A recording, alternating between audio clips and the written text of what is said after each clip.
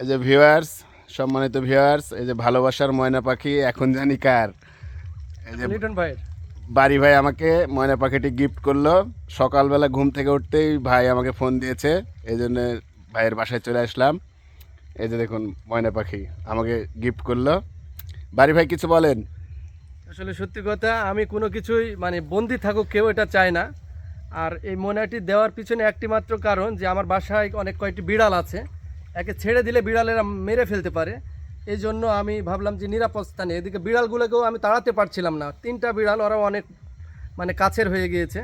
তো এই জন্য ভাবলাম নিরাপদ জায়গায় দিই। লিটন ভাই আমার বিশ্বাস অনেক দয়ালু একজন মানুষ। আমার বিশ্বাস লিটন ভাই উপযুক্তভাবে এই ময়নাকে রাখবে এবং শর্ত থাকবে কখনো বেচবে না। হ্যাঁ, যদি অবশ্যই। হ্যাঁ, এটা অবশ্যই। অবশ্যই বেচবো না। এই জন্য ভাবলাম ভাইয়াকে আমি দিলাম।